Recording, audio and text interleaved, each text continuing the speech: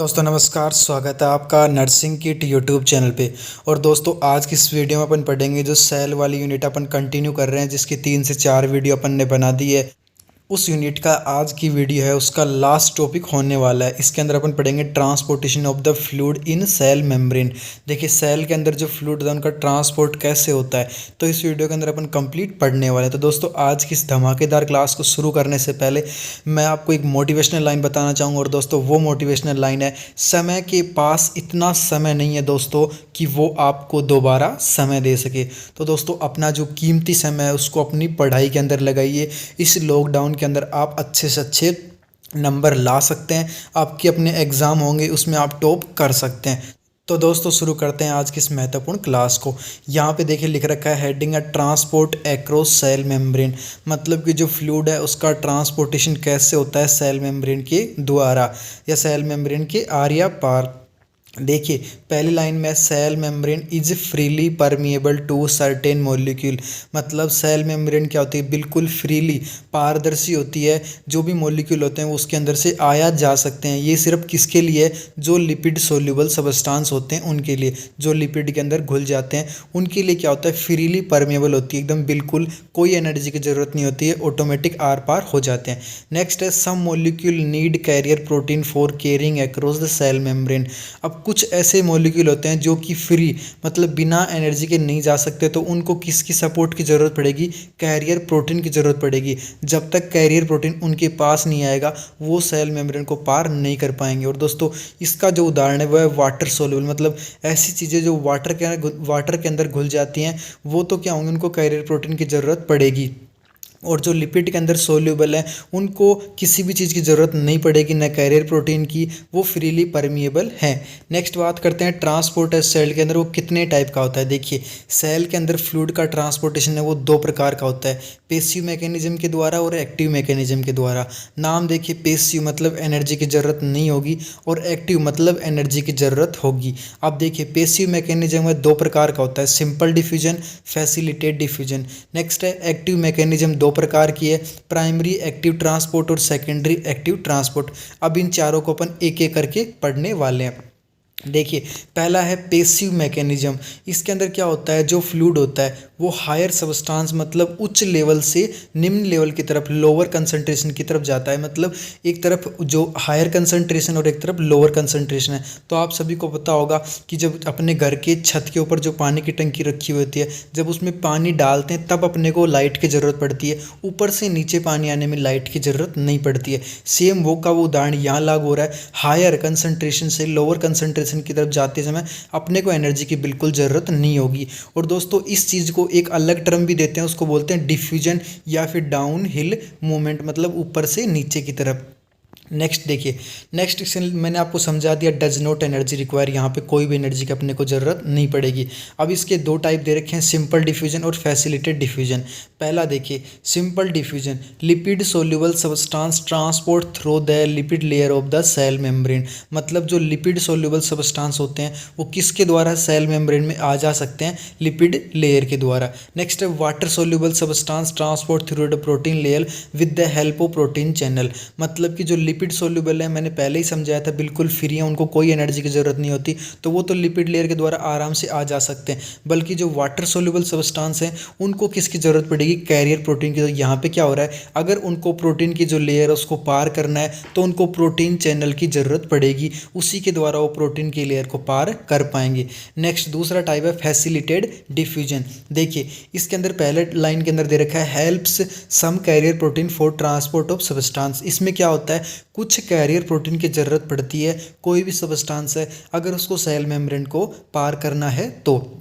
Next है water soluble substance with larger molecule can not pass through the protein channel bye simple diffusion. मतलब कि जो protein channel के द्वारा जो लार्ज मॉलिक्यूल होते हैं, बड़े मॉलिक्यूल होते हैं, वो पार नहीं कर पाते। सिंपल डिफ्यूजन की जो प्रोसेस होती है उसके अंदर बड़े मॉलिक्यूल वाटर सोल्यूबल वो पार नहीं कर पाते हैं, इसलिए किसकी ज़रूरत पड़ती है, फैसिलिटेड डिफ्यूजन की। इसका मतलब क्या है, स्पीड की बात करते हैं तो फैसिलिटेड डिफ्यूजन होता है उसके अंदर जो स्पीड होती है वो मॉलिक्यूल की पार करने की ज़्यादा होती है, किसकी तुलना में, सिंपल डिफ्यूजन की तुलना में। नेक्स्ट अब यहाँ पे एक उदाहरण दे रखा है ग्लूकोज या फिर एमाइनो एसिड। नेक्स्ट एक टर्म यहाँ पे आई है, पहले आ गई डिफ्यूजन आ गई, अब आ गई ओस्मोसिस। याद रखना है दोनों इंपॉर्टेंट टर्म है, एग्जाम में कभी कभार आधे नंबर के अंदर आ जाती हैं। देखिए डिफ्यूजन बता दिया, हायर कंसंट्रेशन से लोअर कंसंट्रेशन की तरफ। ओस्मोसिस है movement of water lower concentration to higher concentration through a semi permeable membrane. एक अर्ध पारगम्य झिल्ली के द्वारा क्या हो रहा है, जो फ्लूइड है वो लोअर कंसंट्रेशन से हायर कंसंट्रेशन की तरफ जा रहा है, मतलब निम्न लेवल से उच्च लेवल की तरफ जा रहा है, तो उसको क्या बोलेंगे, ओस्मोसिस बोलेंगे। नेक्स्ट देखिए, अब पहला टाइप अपन ने डिस्कस कर लिया है, जो पैसिव ट्रांसपोर्ट था वो कंप्लीट हो गया। उसके अंदर दो थे, सिंपल और फैसिलिटेड डिफ्यूजन। नेक्स्ट है active transport, movement of substance against the chemical और electrical gradient called active transport. इसके अंदर दे रखा है कि जो सब्सटेंस होते हैं वो जो केमिकल या फिर इलेक्ट्रिकल ग्रेडियंट के अगेंस्ट जाते हैं, मतलब कि यहाँ पे इनको एनर्जी की ज़रूरत पड़ती है, इनको इलेक्ट्रॉन्स की ज़रूरत पड़ती है, ये उसके विपरीत हैं, इसलिए इसको क्या बोलेंगे, एक्टिव ट्रांसपोर्ट बोलेंगे। इसके अंदर देखा अप हिल मूवमेंट, वहाँ पे क्या हो रहा था, डाउन हिल मूवमेंट था, ऊपर से नीचे की तरफ जा रहा था। इसमें क्या हो रहा है, नीचे से ऊपर की तरफ जा रहा है, तो ये क्या होगा, अप हिल मतलब ऊपर की तरफ यहाँ पे मूवमेंट हो रहा है, आवागमन हो रहा है। नेक्स्ट है रिक्वायर एनर्जी, आपको मैंने एग्जाम्पल दिया था, छत के ऊपर अगर पानी की टंकी है, उसमें अगर पानी भरना है तो अपने को क्या होगा, एनर्जी की ज़रूरत पड़ेगी, और सेम वो का वो यहाँ पे लागू हो रहा है। नेक्स्ट है आयोनिक फॉर्म और नॉन आयोनिक फॉर्म। यहाँ पे दो प्रकार के दे रखे हैं मॉलिक्यूल की। देखिए आयोनिक फॉर्म के मॉलिक्यूल कौन से होते हैं, सोडियम या फिर कैल्शियम, ये उसके उदाहरण। और नॉन आयोनिक कौन से होते हैं, ग्लूकोज, अमीनो एसिड और यूरिया, ये होते हैं आयोनिक और नॉन आयोनिक। मतलब ये दो प्रकार के मॉलिक्यूल होते हैं जो कि क्या होते हैं, सबस्टांस होते हैं, ग्रेडियंट होते हैं, ये जो सेल मेम्ब्रेन होती है उसको आर पार करने के लिए काम में आते रहते हैं। अब देखिए इसके दो टाइप मैंने बताए थे, प्राइमरी एक्टिव ट्रांसपोर्ट और सेकेंडरी एक्टिव ट्रांसपोर्ट। देखिए दोस्तों, प्राइमरी एक्टिव ट्रांसपोर्ट होता है energy derived directly from hydrolysis of high energy phosphate compound. इसमें क्या होता है, जो एनर्जी होती है वो कहाँ से बनती है, हाइड्रोलाइसिस की प्रोसेस के द्वारा बनती है। और उसके अंदर जो एटीपी होता है वो क्या होता है, टूटता है, वो टूट करके क्या बनाता है, एनर्जी बनाता है। फॉस्फाउंड कंपाउंड होता है एक तरीके का एटीपी, वो टूट करके क्या बनाएगा, हाइड्रोलाइसिस की प्रोसेस के द्वारा एनर्जी बनाएगा। अब देखिए प्राइमरी एक्टिव ट्रांसपोर्ट के उदाहरण क्या दे रखे हैं, दो उदाहरण दे रखे हैं यहाँ पे, सोडियम पोटेशियम पंप या फिर हाइड्रोजन जो पोटेशियम पंप। तो देखिए दो उदाहरण है यहाँ पे, सोडियम पोटेशियम और हाइड्रोजन पोटेशियम एटीपीएस पंप। इनके अंदर क्या होता है, एनर्जी की ज़रूरत पड़ती है, और एनर्जी कहाँ से बनती है, एटीपी टूटता है हाइड्रोलाइसिस की प्रोसेस के द्वारा। नेक्स्ट बात करते हैं secondary active transport, energy derived indirectly process. उसमें तो क्या हो रहा है, एनर्जी डेराइव्ड हो रही है डायरेक्ट, और इसमें क्या हो रहा है, एनर्जी डेराइव्ड तो एनर्जी तो बन रही है पर इनडायरेक्ट प्रोसेस से बन रही है। इसमें क्या होगा, solute bind with common carrier protein, मतलब जो सोल्यूट है, जो फ्लूइड है, वो किसके द्वारा जुड़ रहा है, किसके साथ जुड़ रहा है, कैरियर प्रोटीन के साथ जुड़ रहा है।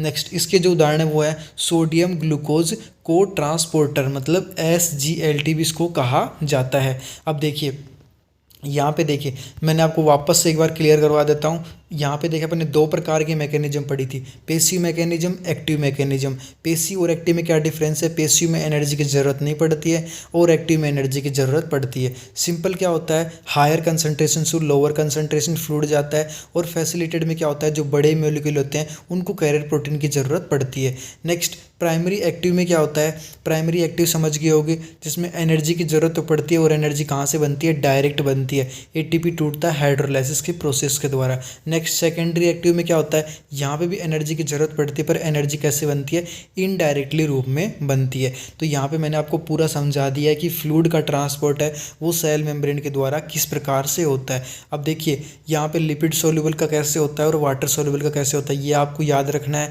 इसके अलावा जो ट्रांसपोर्ट की मैकेनिज्म वो कितने प्रकार की होती है, उनके कितने प्रकार होते हैं, क्या उदाहरण होते हैं, अगर ये नोट्स मैंने आपको बना के यहाँ पे दिए हैं, ये के सेम आप एग्जाम में लिख दोगे तो आपके आराम से जो 8 नंबर का क्वेश्चन या फिर 4 नंबर का आएगा उसमें आपके पूरे नंबर आराम से आ जाएंगे। तो दोस्तों दो यूनिट अपनी पूरी हो गई हैं एनाटोमी की। पहली यूनिट इंट्रोडक्शन ऑफ एनाटोमी और दूसरी यूनिट है सेल, ह्यूमन बॉडी की जो सेल इंपॉर्टेंट इकाई होती है।